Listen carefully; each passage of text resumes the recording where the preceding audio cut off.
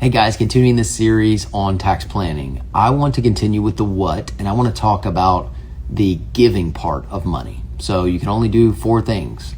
You can save it, you can give it, you can grow it, or you can owe it. As always, this is not personal, financial, tax, or investment advice. It's just for education. So let's talk about giving for a second. First off, I want to say give because you want to. Giving should never be solely for tax reasons. Just wanted to put that out as a disclaimer, but given that you are going to give, let's do it in the most tax efficient way. So let's get into it. There's really one thing that I want you to know about giving, and it's that you don't only have to give cash. So most people do that, but that's not the most tax efficient way to give. Usually if you have a stock that's appreciated or another asset that's highly appreciated, that is by far usually the best thing you can to give, because you get to deduct the full amount subject to certain AGI limitations against what the asset value is, and you don't have to worry about the capital gains. So if you had a stock that grew and you gave it directly to a charity versus you sold it first, then gave the cash, you would actually give less to the charity by selling it. So it's a real benefit to give appreciated assets like an appreciated stock position. Secondly, let's talk about giving later in life. So remember, if you were a high earner, you probably chose to defer taxes. That's going to mean you have a high 401k or traditional IRA balance later in retirement.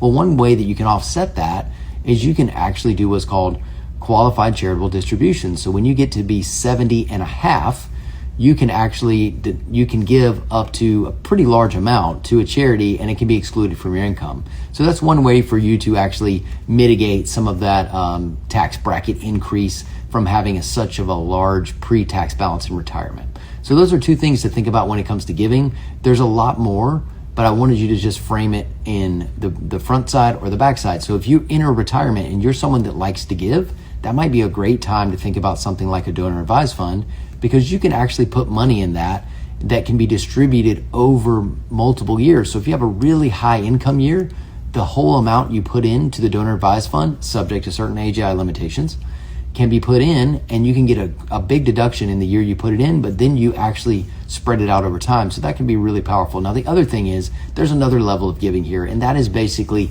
giving to remove money from your estate. So if you know you're going to have a very, very large estate, you want to make decisions in your lifetime that are going to remove that money so that you don't have to pay estate tax later. Now, most people at this point are not going to have that issue, but I wanted to at least mention it because it is part of the giving strategy.